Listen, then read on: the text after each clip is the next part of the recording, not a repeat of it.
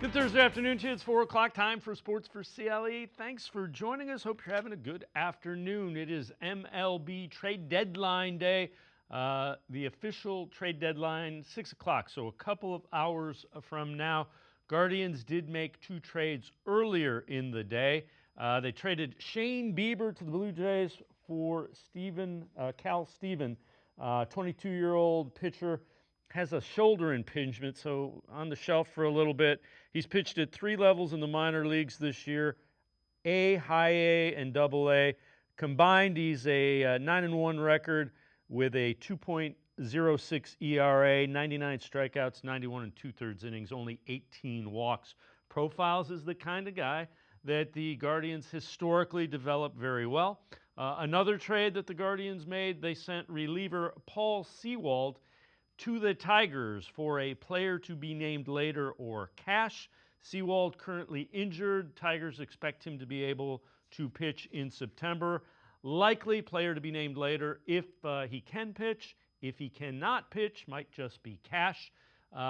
Stephen Kwan's name being thrown about in trade rumors. Still has not been traded, nor has Carlos Santana. Again, still a couple of hours to figure that out. Yesterday, Guardians trying to make it 2 out of 3 against Colorado Rockies over at Progressive Field. Kobe Aldred pitched really well. As Aldred, 3 1/3 innings, gave up just 1 hit and 5 strikeouts as the Guardians went with a bullpen game against the Rockies, and Kobe Aldred pitched really well. First inning, Guardians got things going offensively. David Fry to left field, and that one's going to find the seats, a 2-run homer to make it 2-0 Guardians. 8th inning, Guardians still with the lead, and Kyle Manzardo, RBI single to make it 4-0 Guardians. Still in the 8th, a couple of batters later, Carlos Santana, that one's an RBI double, 5-0 Guardians, and the Guardians do in fact make it 2 out of 3 over the Rockies. So they are now 2.5 games out of that third and final wild card spot. Twins come to town for a 3-game series starting tomorrow at Progressive Field.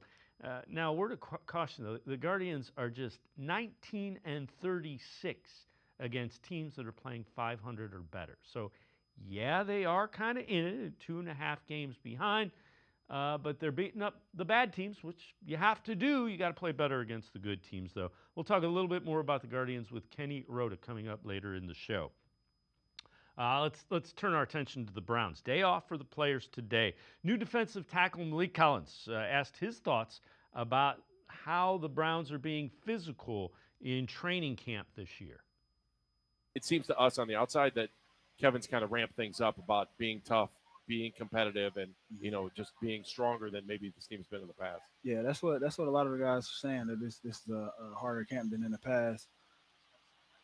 I've been through some camps. I don't ever compare them, but they, you just get in there and it's just a mentality thing for me.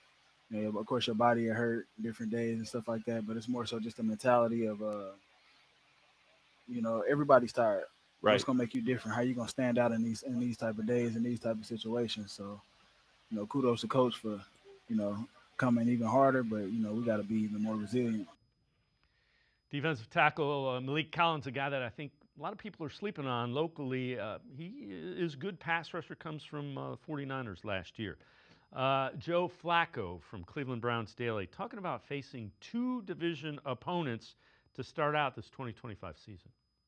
Yeah, listen, you definitely want to come out crisp. I think you always want to get off to a good start to get that confidence going for your team.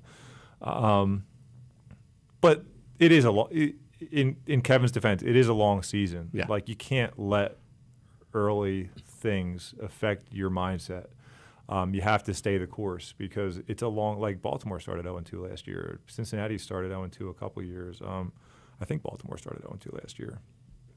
And then when I was looking at it, like, they were the best team in the league. Yep. Now Philly did beat them in the regular season, so and they won the Super Bowl, obviously. So you got to give them a lot of credit. But like all year, I was saying, listen, it's Baltimore and Philly, and like I said, they started out 0-2. So it is imperative that we kind of get our team going and really get it heading in the right direction early on, and for those division games, because you know how important they are. But at the same time, like I said, in Kevin's defense, you got to just look at it one at a time and take it for what it is.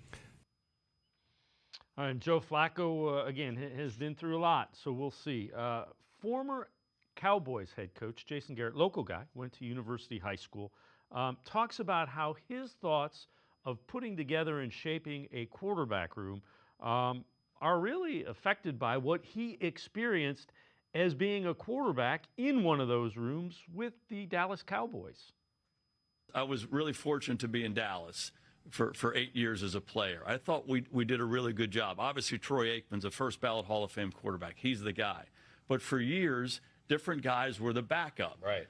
Steve Berline, Bernie Kosar, right. Rodney Peete came in, Wade Wilson came in. Right. And I'm the third guy all throughout that. And then I got a chance to be the backup. But the idea was, let's create an amazing environment for the starting quarterback, Troy Aikman. Right, first and foremost. Let's have a veteran backup who could play. I can remember talking to Ernie Zampese, trying to get my opportunity to be the backup. And Ernie Zampese is one of the great offensive minds of all time. And he said, you don't have enough skins on the wall. You got to prove it to us more. Right. So that's why Wade Wilson came in. Wade Wilson played 19 years as a starter in Minnesota, an amazing football player. Yeah. Something happened. Wade goes in. He's ready to go play and have this team function at a high level. And now you're bringing another guy along. So being thoughtful with the quarterback position, adding people to that mix is important. So you're balancing creating a great quarterback room with having a lot of guys on board. I think with the Joe Flacco situation, you know, I've never worked with Joe. I admire him from afar. Yeah. I think he would do an amazing job. If one of the other guys gets chosen to be the quarterback, he sits there in that Wade Wilson role. Right. And if he needs to play, he plays. Right. And then you do this to the fans. I got it. We got to give Kenny Pickett, Shedeur Sanders, Dylan Gabriel their opportunity to play. We'll talk plenty more about the Browns' quarterback position and that quarterback competition, as well as what to expect when training camp ramps back up tomorrow. Getting ready for joint practices next week with Carolina. Lance Reisland will be along to talk things out about that Browns training camp. And Lance is up first. We're going to step aside, take a quick timeout. Other side of the break, Lance Reisland from the Plain Dealer, cleveland.com, talking Browns. Stay with us. You got so much to do, it's got you feeling blue. Put a little play in your day, 'cause it's fun all over the state. So come on, great games wait for you and me, the Ohio Lottery. Put a little play in your day, put a little play in your day.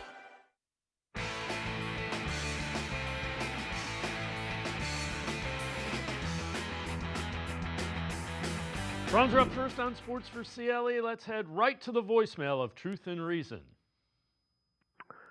One of the inherent annual advantages that the Steelers have over the Browns is that they do tackle to the ground.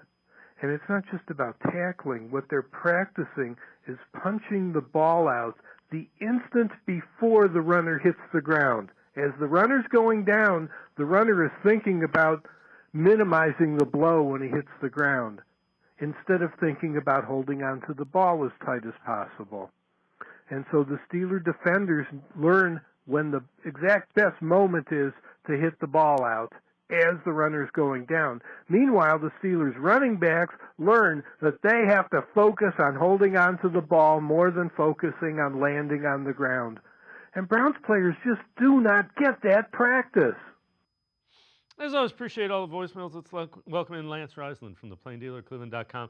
Lance, they're practicing more physically. That's something you and I have talked about. I think it will help, assuming they continue that, it will help them condition a little bit better and be ready to go once the season starts as well. Yeah, it should. You know, here's the thing. I agree and disagree to a certain extent, right? So the Browns, I have to give the Browns credit. Each and every day, the offense works on ball control, ball security, and every single day, those defenders are working at a high level with Schwartz. They have a turnover circuit that they do. And that's been every day that I've watched since Schwartz has been here. Whether it's OTAs, whether it's minicamp, mandatory minicamp, rookie minicamp, now we're in a training camp. So they do work on that. However, the physicality that they're practicing, if you watch the Steelers, there's a way to be physical and a way that you could stay safe as much as you could stay safe in the game of football.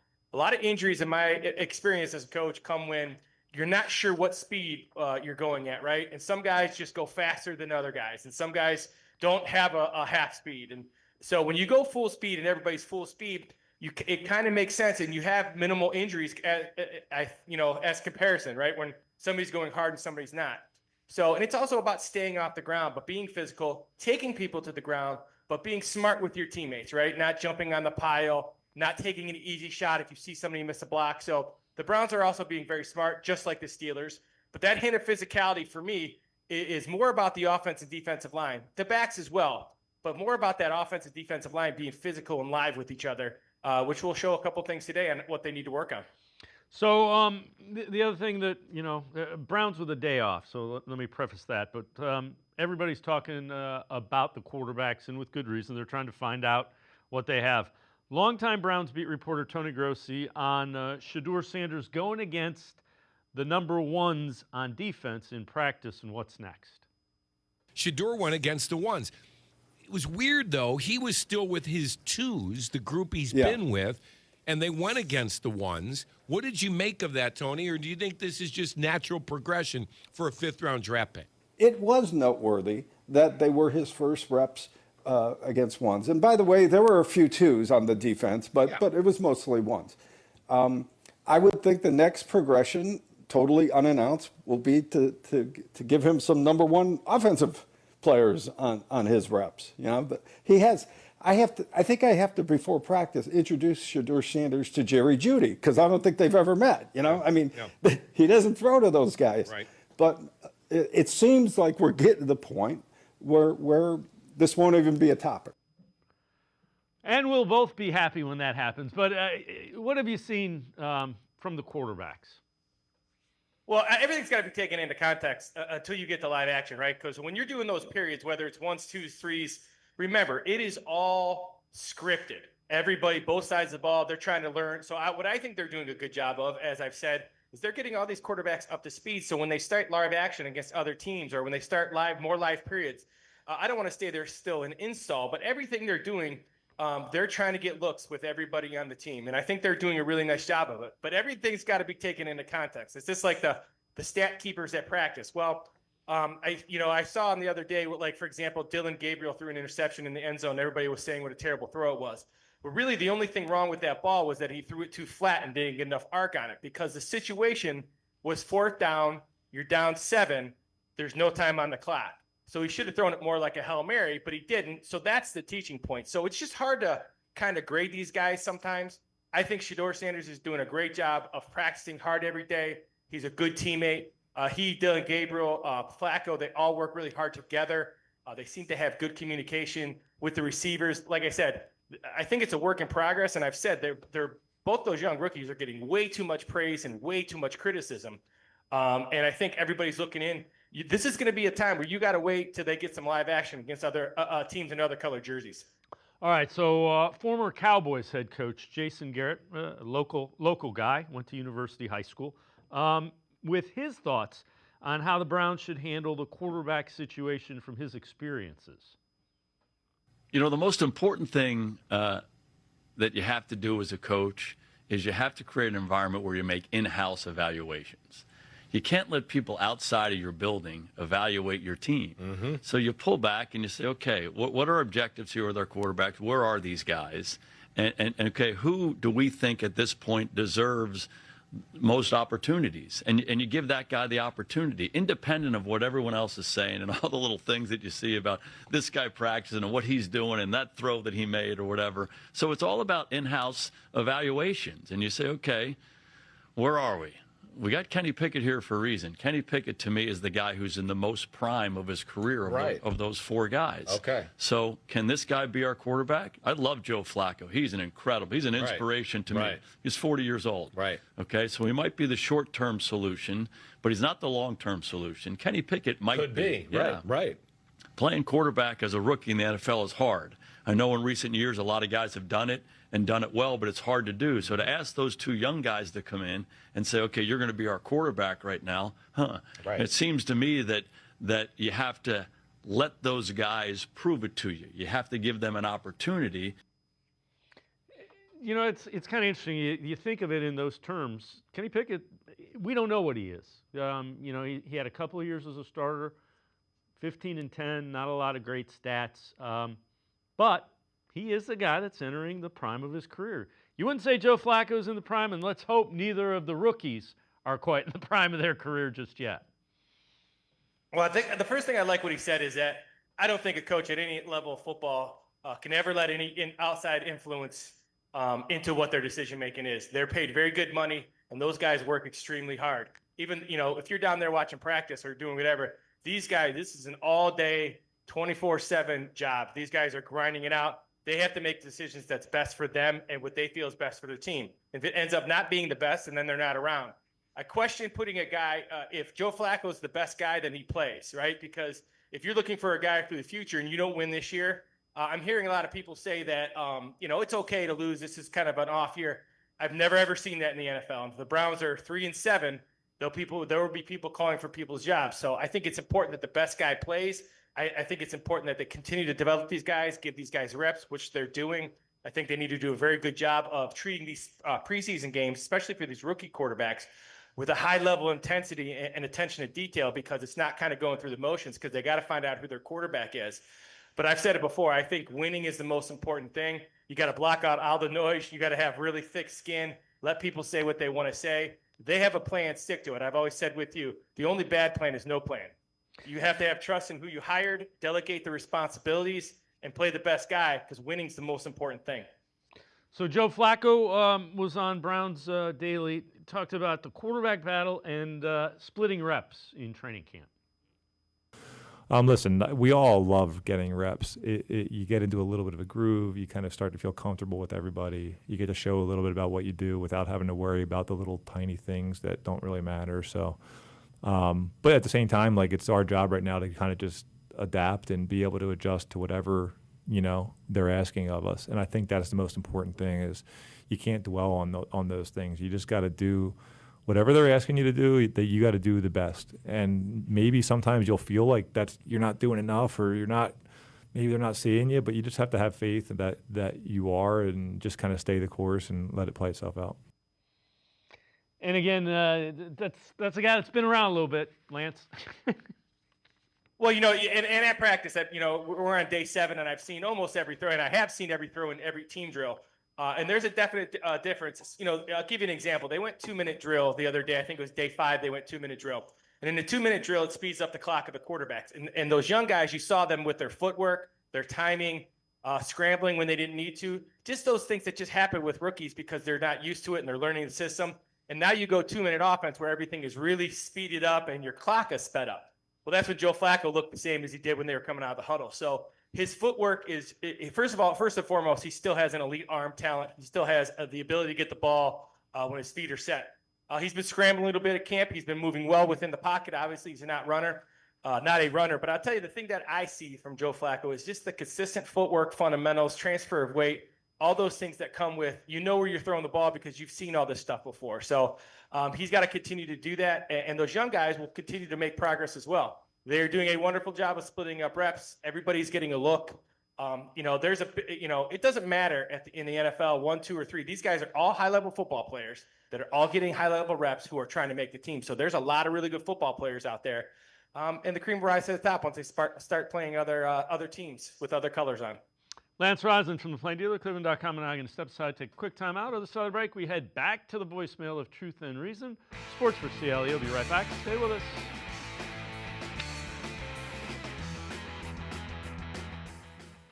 Come back to go forward. Back to learning new things. Back to pursuing your dreams. Tri-C has flexible learning options to fit your life. And every year, more than 1,000 local companies provide Tri-C students with real-world learning. The right education can boost your lifetime earning power by hundreds of thousands of dollars. Start now with a college education you can afford. Tri-C, where futures begin.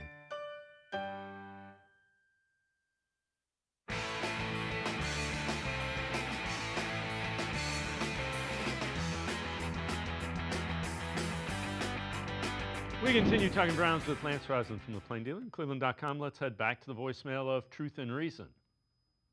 Hey, you guys, it's about the offensive line. You know, they're getting older. And do you think guys like Zach Zinter and Luke Weiper can replace some of those guys on the line that's older? Like, we all saw what Zach Zinter did coming in. He struggled as a rookie, obviously. Didn't know what he was doing, missing blocks. Whether that was on coaching, bad coaching by Andy Dickerson, or just him being a rookie, him coming off injury at Michigan.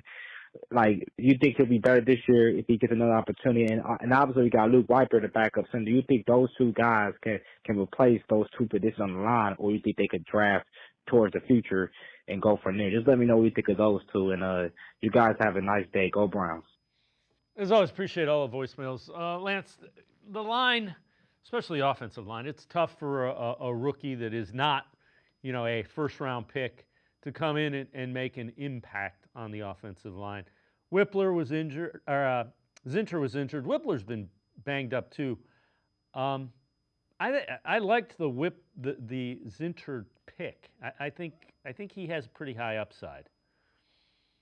Well, Luke Whippner's just got to make sure that his pad level stays down. It's funny to say that, at 6'2", 6'3", 300 pounds, he's undersized, but he is undersized, especially going against this Browns defensive line where they're all 330 pounds inside. So fundamentally, he's got to be really good, which most of the time he is. Obviously, he's going to have to be really healthy. He has to be technically sound, fundamentally sound. Then you got Tevin Jenkins. You got Lorenzo Thompson. He's a guy who's kind of played both guard and tackle. Then you got, like with Zach Zinter, what I see with Zach Zinter is just a guy coming off a pretty horrendous injury who's kind of getting his legs back, right? And now they're going back to the offense that he kind of ran at Jim Harbaugh at Michigan, where there's a lot of gap scheme. He's going to pull. He's going to double team on the weak side zone. He's going to run some stuff that he was very successful with at Michigan, and is why they drafted him. So I look for a big step up from him. Tevin Jenkins was really good early. He hasn't practiced last couple of days. I don't know if he's hurt or whatever they're doing with him. And Lorenzo is a guy that kind of looks like he can flip to multiple positions. But they have some competition in that second lineup, which they're going to need. You need a swing tackle. The third tackle can play both sides. You need a swing guard or a guy who can play interior or both guard and center. So it'll be interesting to see what they do there. I think Luke Whippner's got to be able to play guard too if necessary. They got to have some moving parts, especially with that. You only keep 7-8 linemen. So those guys who aren't starters have to be flexible and position flexible. So if somebody gets hurt, they're ready to go. All right. So one of the other things that we've talked about quite a bit is the need to eliminate some penalties. Especially true with offensive penalties. Jack Conklin, one of the linemen, addressed that issue as well as the quarterback competition. Right now, it's been a big emphasis just, with all of them getting their cadence to be rhythmically the same, which is helpful. But, there's definitely working pains with that. But honestly, that's kind of good for us. It makes it so we're really having to tie into the cadence, which I think is good for being in camp, not being able to just be on, one or two cadences. We're really changing the stuff up, and it's good work for us as an offensive line. It's good work for the D-line for staying on sides, and, I think all four quarterbacks are doing a good job, again, getting that rhythmically, getting on the same page. Jack, the big narrative last season, or at the end of last season, was operational issues, penalties, and that sort of thing. What are you guys doing early in camp maybe differently to kind of prevent that going into?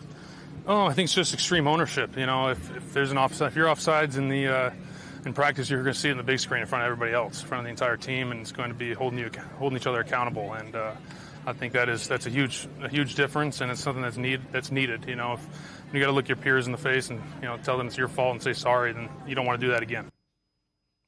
Whatever they need to do, they got to get rid of the operational issues, the pre-snap penalties, because there was a ton of them.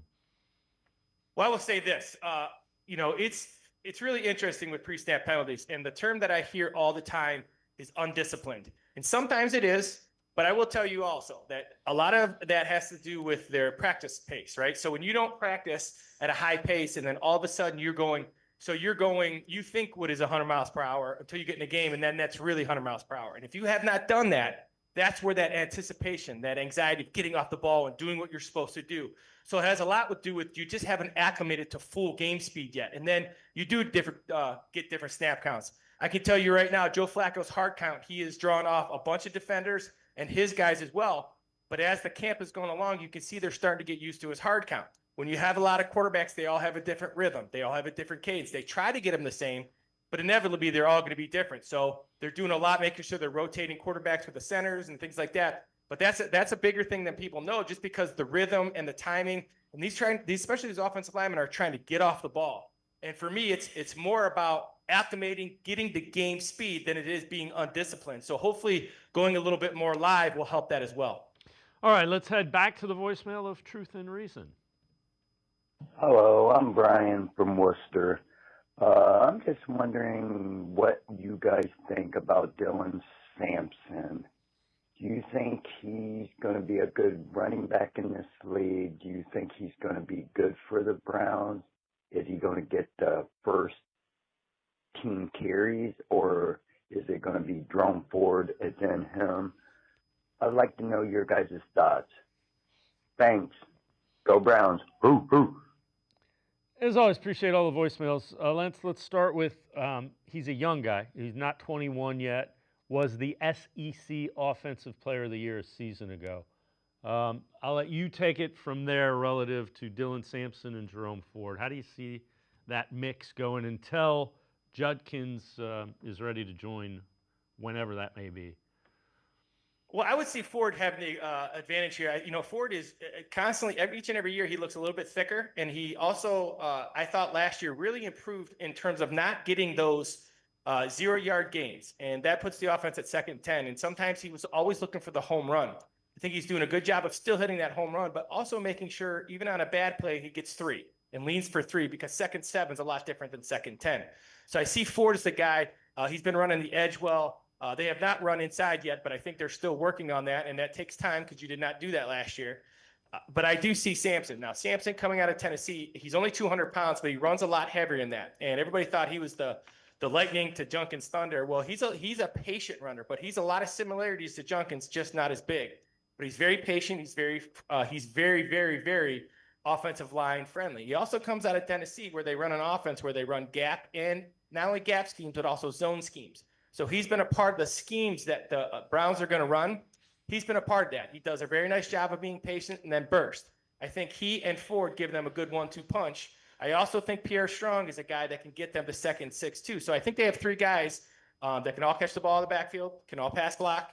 Unfortunately, Sampson's only 200 pounds, but like I said, his lower body is very thick. And I do think he has a chance to be a very good back in this league. I'm not sure how many direct carries he can get, but he can also catch the ball in the backfield, and I think he'll be pretty productive in this Brown offense. Lance Reisland and I are going to step aside to take one more time out on the other side of the break. 3 things Lance is looking for as camp moves forward. Browns back on the field tomorrow. It'll be a film breakdown, video analysis with Lance Reisland. Stay with us on Sports4CLE. You got so much to do, it's got you feeling blue. Put a little flag in your day, 'cause it's fun all over the state. So come on, great games wait for you and me. Ohio, light it up. Put a little flag in your day. Put a little flag in your day.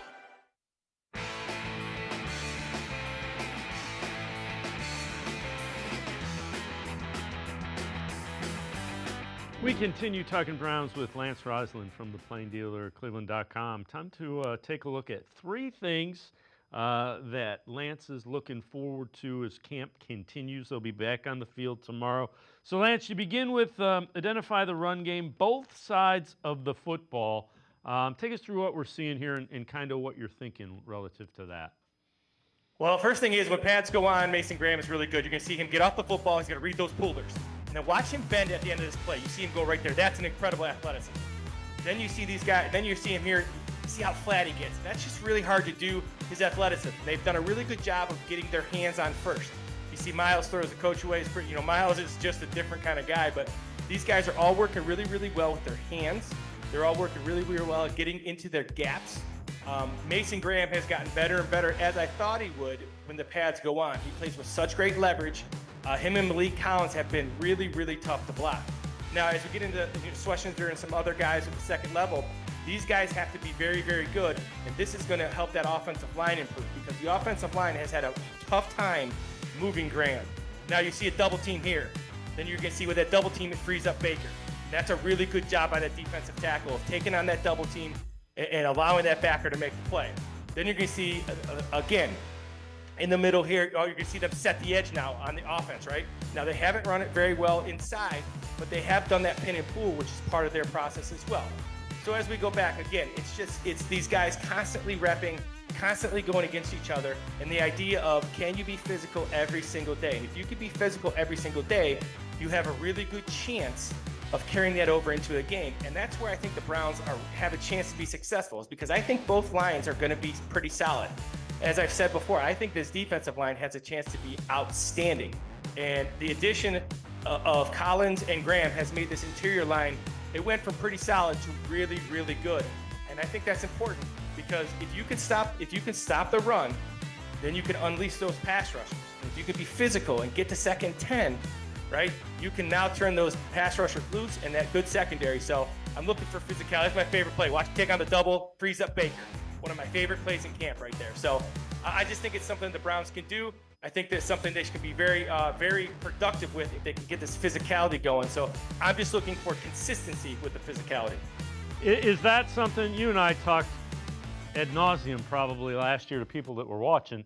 They didn't have an identity.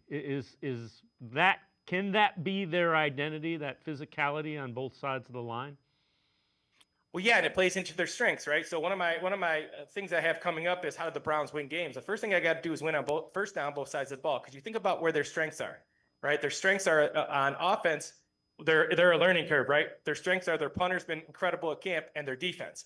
So if I'm going to help the quarterback, I got to win on first down. It gets me 2nd 5, then I can run or pass. The defense has to play base.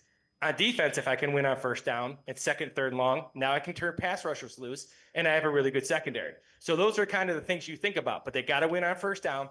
And no matter what it is, this is Kevin Stefanski's offense that I'm seeing out there. And what that means to me is not only does he know it, but more importantly, he can fix it. And that's what we all, as an offense coordinator, we got to know how to fix the stuff when defenses make adjustments. And that's where they're back to. So I look for a lot more production if this offensive line can hold up from this offense this year because it's Kevin Stefanski's stuff. All right, so our second point, after a run game, both sides of the football, Schlesinger is the anchor inside, and take us through that and what you've seen here. So he's a guy who always plays forward. You're going to see him right now. You can watch him attack. I mean, that's attacking a 3-time Pro Bowler and Wyatt Teller. And he's had his battles, and Teller's won some of them too, but he plays really, really hard at all times. You're going to see him in the middle here, get a big hit on Sampson, knock him off his feet. Watch as he reads that double team and gets downhill. The things he does very, very well is his instincts are off the charts. I would be highly shocked if he's not a green dot guy because those linebackers need a guy to get him set up. Now you see Mitchell in there at the nickel. Now they got to, those are in the Browns defense. That nickel's got to play some linebackers. So Schlesinger has to get everybody set. Really highly intellectual kid, but he is a super athlete and he's got big, thick legs. And I tell you what, the days they've been in pads and going live periods, he is a tackling machine. You can see why he led the country last year with 80 solo tackles. Really highly impressive kid. It won't ease when I watch him practice, I think about him being the green dot guy and having JOK at some point in their career playing next to him, and that would be an incredibly talented linebacking crew. All right, the third thing of the three things we're looking at as camp continues, one of the wide receivers we've heard a little bit about, Gage Larvadain. The question is, I mean, he's one of these guys that came out of nowhere. He's been really good, and does he make the team? So take us through what you've seen with Larvadain. Larvadain is a guy who constantly, for some reason, gets open. Right here, you can see him on a crossing route. Really good throw by Sanders on the crossing route late. Very good underneath. Then you're going to see him yesterday. This was a touchdown yesterday. The little levels concept they love off boot. right? It's good for Dylan Gabriel, which he threw the pass here, and then Larvadan makes a bunch of guys miss. Then you're going to see him. This is back earlier in camp, maybe week 1 or practice 1 or 2. Throwback to Larvadan, back all the way across the field from Gabriel. So now he's had some good throws from Gabriel. He's really connected with Sanders. Floria, Thrash, all these guys have started to really step up. Obviously, we saw the Michael Woods doesn't look, obviously not going to be with the team. So one of these young guys is going to have to produce. And I thought, I've been talking about Floria, and rightfully so. Caden Davis has made a bunch of plays. There's some guys that are really, really good. And I got to give Cage his credit. He's been really consistent all through the summer and these first 7 days of camp. So I look forward to seeing kind of that receiver competition, especially as they get into these joint practices. You got Floria, you got guys, you got Thrash had a pretty good couple days, and then obviously Cage Larvadan and Caden Davis. So we'll see. But I've been very impressed with Cage and very impressed with his run after catch, as you can see there.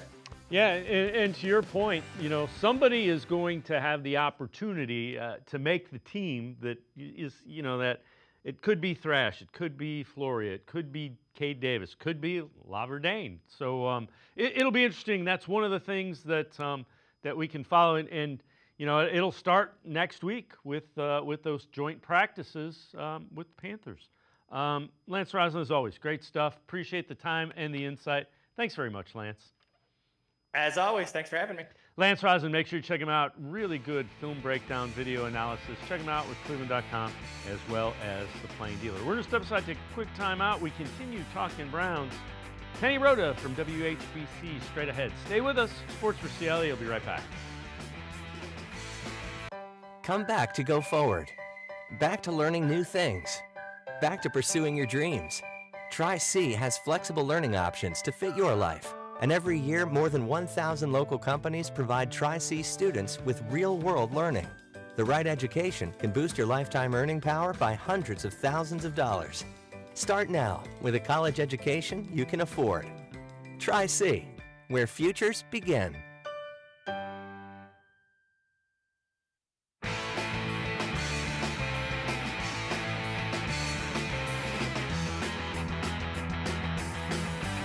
We continue talking Browns on Sports4CLE. Let's welcome in Kenny Roda from the Kenny and JT Show, News Talk 1480 WHBC.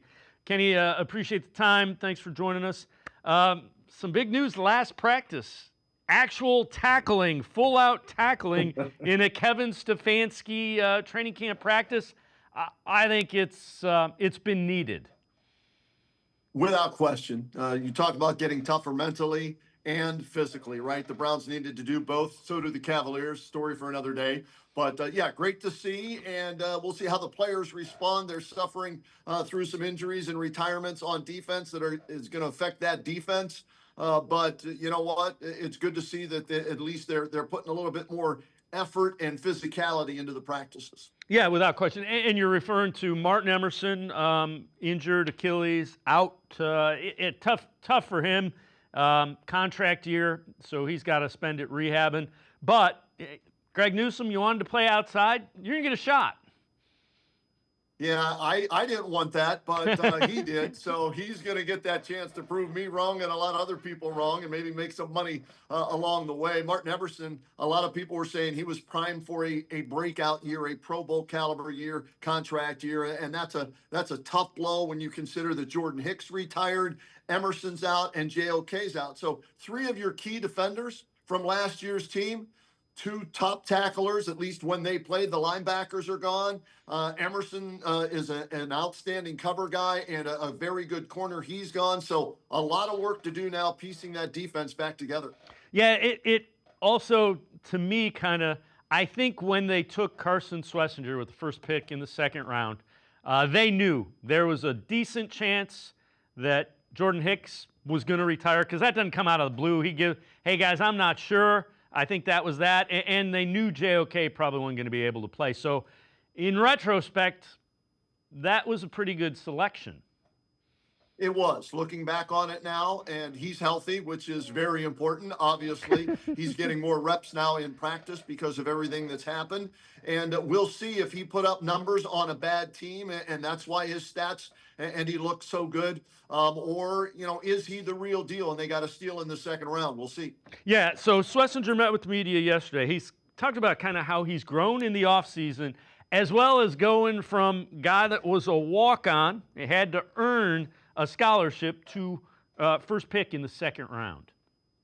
I think that goes back even to before I was a walk-on. I think even when I was little, I always had the chip on my shoulder. I got a brother 2 years older than me, so he always had the size advantage. And, I was always trying to do whatever it took to win, and I think that's just stayed with me. As a walk-on, it was the same thing, be willing to do whatever it takes, and that chip's not something that's ever going to leave. So it's the same type of work ethic and mentality that I take here. Carson, when you look back to when you got here following your draft, rookie minicamp, et cetera, where do you think you've grown the most? I think really in all aspects. I think on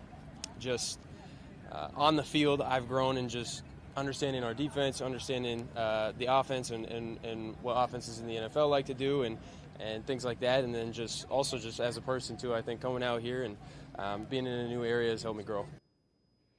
So Kenny, big kid, he's kind of imposing in that middle linebacker spot. But when you think about it, the Browns have added Malik Collins, they've added Mason Graham, and they've added Carson Schlesinger to the middle of that defense. To me, that tells me the front office and the defensive, Jim Schwartz said, we got to get tougher and we got to get more physical in the middle of the field. They hope that this will accomplish that, right, David? That's what they're looking to do. That was the plan, obviously. I'm curious to see Graham on that defensive front. We're going to be at practice. The Kenny and JT show, WHBC, is going to be at practice on Monday, so I'll get my first look in person, at them. Hopefully they'll be in pads. Hopefully they'll be tackling still, and I'll get a better feel for it. But that looks to be the goal for this team. Now, like we said, they have to overcome some key players to last year's defense. Remember, the defense wasn't great last year, but it wasn't bad. The offense was putrid. The offense stunk. It was the worst in the NFL. So they're going to take some of the guys that they have returning from last year, integrate these new guys, and hope that the injuries don't affect it too much. And, may the Schwartz be with you, and hopefully he'll be able to put it together. I'm curious as to your opinion. I think the defensive line is going to end up, the pieces are there to be really good. You've got Myles Garrett. I like what they did with the tackles. I thought Mason Graham was a good enough pick. I don't think he's flashy, but I think he's going to be really good with what Jim Schwartz asks him to do. I guess that's one of the reasons I'm optimistic about the defensive line. I think Jim Schwartz has a vision and knows what he wants. And he hasn't had a defensive tackle like Graham or like Collins. No disrespect to Dalvin Tomlinson or Shelby Harris or anybody else. They aren't as good as those two guys at getting upfield and getting after, creating havoc in the backfield. What Schwartz wants to do is collapse the pocket with four guys, rush the passer with four guys, allowing them to drop seven. That's the way you beat Tom Brady when he was playing in the NFL, and Schwartz was a part of that defense that helped beat Brady in the Super Bowl with the Philadelphia Eagles, if memory serves me correct. And you go back to last year. How did the Eagles beat the Kansas City Chiefs and Patrick Mahomes? Well, rush four, drop seven. So that defensive line is the key to the defense. And I think, it's a copycat league, and teams are seeing that when you're playing against Lamar Jackson, when you're playing against Joe Burrow, now Aaron Rodgers. You're hoping that you'll be able to do that with four up front and dropping seven on the backside. So the big question, the whole quarterback competition, Kenny Pickett missing some days. We'll see when he is able to go again. What's your take on that? Just when you look at it in total, and you've heard the same reports coming out of camp that I have. I don't think either rookie has a chance to start, at least at the beginning of the season. So let's throw them out of the mix, all right? Kenny Pickett was traded for first, and then they signed Joe Flacco as a free agent. Flacco's familiar with this offense. He's worked with Stefanski before. Me looking at it, I think Flacco's going to be the starter week 1 against the Cincinnati Bengals unless he gets hurt. Right now, Kenny Pickett's dealing with that hamstring injury. We'll know more later today and throughout the coming weeks on how serious that is. That puts him behind Flacco, in my opinion. And I thought all along it was going to be Flacco, so I'm sticking with Flacco as the starter as long as he doesn't get hurt. So you look at the offense, and it was, you mentioned it, it was putrid last year. They have a lot of young guys. You have Dylan Sampson, you have Harold Fannin, heck, Jamari Thrash, even Cedric Tillman. When you have that many young guys, don't you want a veteran who has kind of been there, done that, and isn't learning the ropes himself to see what you have at those skill positions? Well, you're hoping Jerry Jeudy can rub off on some of the young guys, and I wasn't a Jeudy fan. I wasn't. When they traded for him, I didn't expect the numbers that he put up last year. He proved me wrong, so maybe he was a diamond in the rough, a steal of a deal there for Barry. But, is he a leader? Can he teach the young guys how to handle it? Sure isn't Deontay Johnson. Right now, he's the veteran that they brought in, but how many different teams was he with last year? And, there have been knocks on him about in the clubhouse and being a problem with the teams that he's played for. The Steelers don't get rid of you if you're a good wide receiver unless there are some issues, and that was the case there. So you have to hope that Jerry Jeudy can rub off and that David Njoku can rub off on Harold Fannin Jr. As far as the running backs go, that's a mess right now. It really is, with Quinshon Judkins and his legal issues, unsigned. I know what Jimmy Haslam said the other day. Well, I'll believe it when I see him, in uniform, in pads, in a helmet on the practice field. Sampson, he's okay. He wasn't high on my draft board looking at the running backs and ranking them. I liked Judkins much better than him, so I thought that was a good pick. But now you've got to deal with what's happening off the field with him. So, a lot of question marks still about this offense.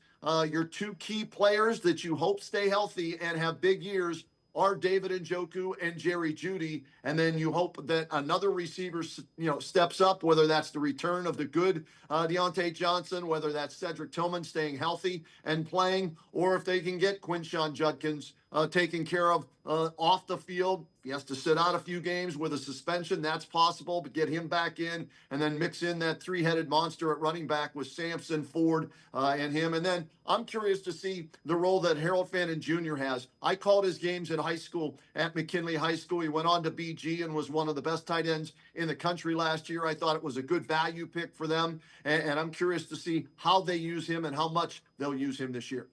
I don't have a problem with them going with Flacco for that very reason. You got to see, in order to judge the young guys, you got to see what it looks like with a guy who is, at this point in his career, he might be an average NFL quarterback. We don't know what Sanders and Gabriel are, or even Pickett for that. But you need somebody like a Flacco to give you a baseline of what you have with those young guys. Am I reading too much into that? No, not at all. To look at the schedule. The first 4 games, I've got them going 0-4. When you look at who they open with, is it Cincinnati, then it's Baltimore. They've got Detroit mixed in there and another team. I forget who the 4th team is, but Green Bay. I think they're going to go 0-4 with Flacco or without Flacco. So you want him to be able to maybe steal you a game, if not navigate through those games and, get to that 5th game with the hopes of winning one. It's one of the toughest first 4 weeks in all of the NFL, and you can't start a Gabriel or a Sanders in those games, or even, in my opinion, a Kenny Pickett. You've got to go with the experienced veteran, the guy that's been in this offense before, and hope that you can come out of that at best, I think, 1-3. But like I said, I'm looking at 0-4. Kenny Roda and I are going to step aside, take a quick timeout. Other side of the break, we'll talk a little bit of Guardians here on Trade Deadline Day. Sports for CLE. We'll be right back. Stay with us.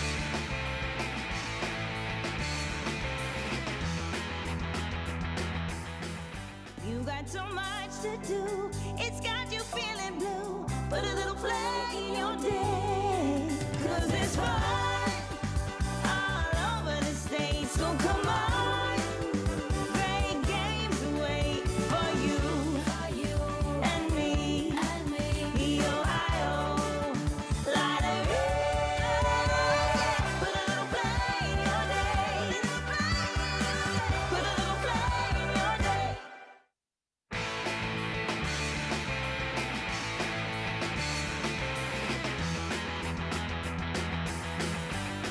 turn our attention to the Guardians now here on MLB Deadline Day with Kenny Roda from the Kenny and JT Show News Talk 1480 WHBC. Kenny, there's some talk that the Guardians are listening on Stephen Kwan. Haven't heard anything official about a deal yet, but I think they have to listen. But if they trade Stephen Kwan, they're telling you we're not going to be very good for a couple of years. Well, by trading Shane Bieber already today and Paul Sewald, who was in the final year of his contract as well, that I think is sending a message to the locker room, whether they like it, the clubhouse, whether they like it, on the field, off the field, however you want to look at it. That's sending a message that, you know what, yeah, it's time to rebuild. We did not have a good offseason, right? And that's on the front office and that's ownership, because I was looking it up. Shane Bieber made at least $10 million to $12 million this year. So they brought Shane Bieber back. He did not pitch a single inning. And let's say it's $12 million that they paid him for his time here this year, right? They got a 22-year-old fifth-rated prospect in the Blue Jays organization for him, instead of bringing back Matthew Boyd for about the same amount of money, who, by the way, at last check, I think was 11-4, a 2.20 ERA, and an all-star. So I think the moves they made in the offseason, as well as these moves and the potential move of Stephen Kwan, sent a message to me, at least, that this wasn't a year they were expecting to be a World Series contender, even though last year they made it all the way to the ALCS, and that's very disappointing if you're a fan. And, you know, they're 17-38 against teams above 500. So while they may be 3.5, whatever it is, out of the wild card, they're not a playoff team. I mean, let's be honest. You can't be trotting out the lineup that they're trotting out and say, hey, we're a wild card team. You've got like 4 guys hitting under 200. Yeah, it's pretty bad offensively. It's gotten a little better in the last couple of weeks. I will say this, Kyle Manzardo, why Stephen Vogt isn't playing him every night, I have no idea. Don't give me the lefty crap. I don't need the other guys that are right-handed are hitting, like you said, under 200. Can Manzardo be any worse than that? No. So put Manzardo in the lineup every day. Let him hit. He's part of your future. Jose Ramirez is an all-star. Stephen Kwan, for now, is another all-star on your roster. So for me, they've got 2.5 proven players in Kwan in left, Ramirez at third base, and Carlos Santana, at least from experience and defense, at first. You know what? Let's round it up to 3. We'll combine Manzardo and Carlos Santana for now and say they've got 3 guys. Everything else is a huge question mark. And they brought that on themselves with their poor drafting of position players in recent years, not signing players, trading players. And you're right. They are not a World Series contender. They are, at best, right now, the 3rd wild card contending team, right? That's what their level is, I think. They're the last wild card spot contending for that, and that's not, even though that'll get you in the playoffs, that's not saying too much. Well, and if you get into a series, look at the guys you're going to be starting. They're huge questions. Tanner Bybee, if you get good Tanner Bybee, you're competitive. Gavin Williams, you get good Gavin Williams, you're competitive. Slade Ciccone, you get good Slade Ciccone, you're competitive. If you get the bad of any of those, they're out in 3 innings and you're down 5 runs. Yeah, the margin of error is so slight for this team, so small. And, they're a pitching organization. For whatever reason, they can draft, trade, sign pitchers, and create starters 1, 2, 3, 4, and 5 on almost any major league roster. But when it comes to hitting, other than Jose Ramirez, is there another prolific hitter on this team? No. Stephen Kwan's a very good contact hitter. Right. He's a very good leadoff man with a gold glove in left field. But the only one who looks to be somewhat exciting and promising is Kyle Manzardo. Other than that, your offense is terrible. And so it's disappointing.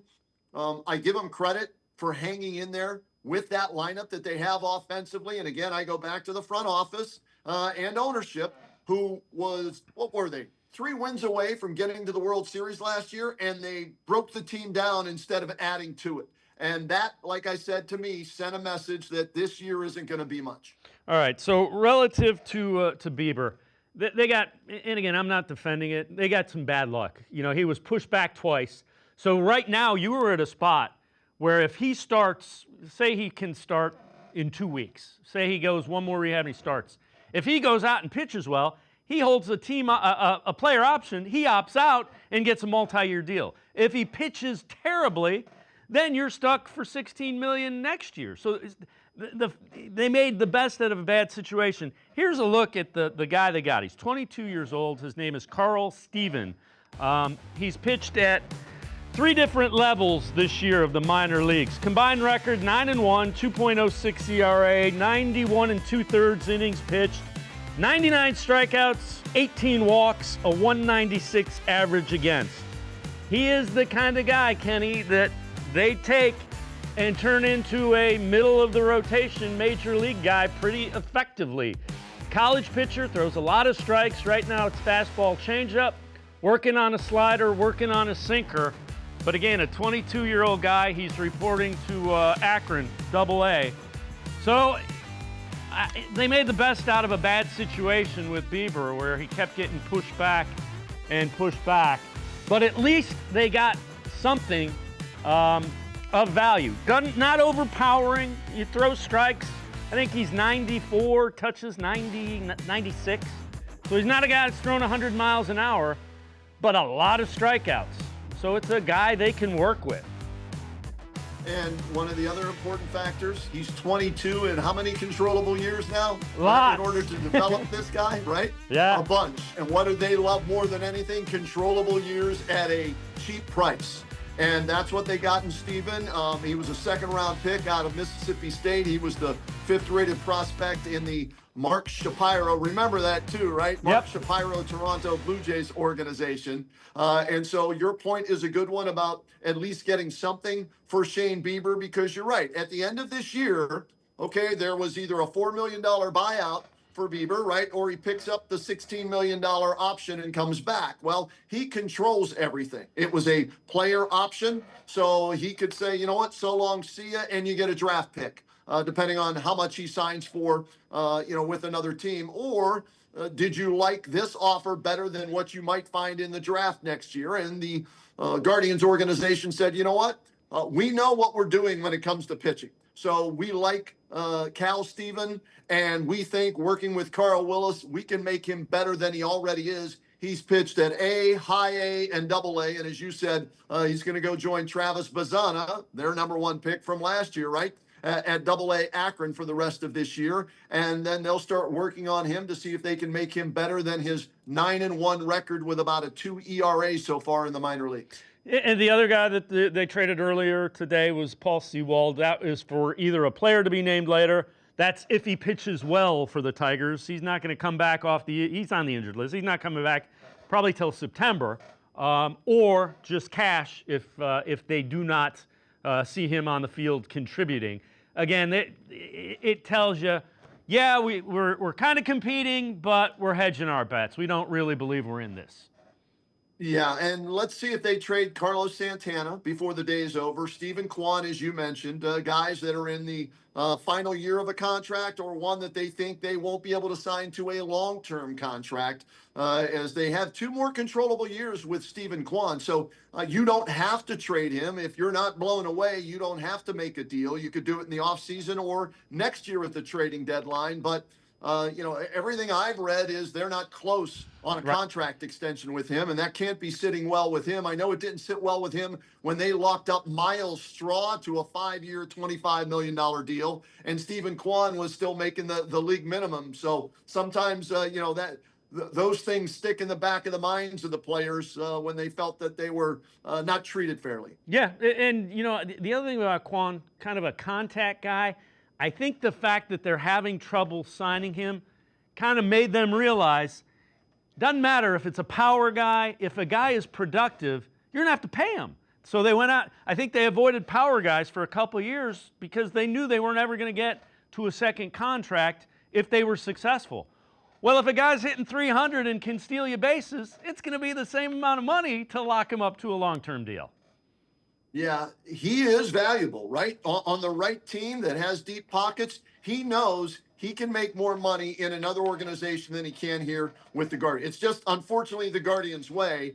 I somewhat understand it from their perspective. I hate it, though. As a fan, I hate it. It's not fair to the fans, but that's the way they run their organization.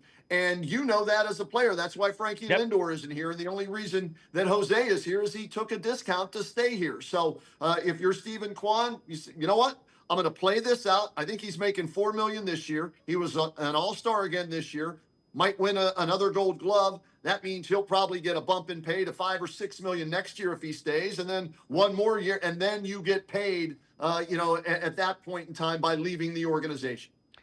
Economically, baseball is broken, and they need to find a way to fix it because you can't have teams that can construct a team like the Dodgers, like the Red Sox, like the Yankees, and they can't make the mistakes in the less with the TV revenue is what it is. Those teams make over $1 billion with a B dollars in television money.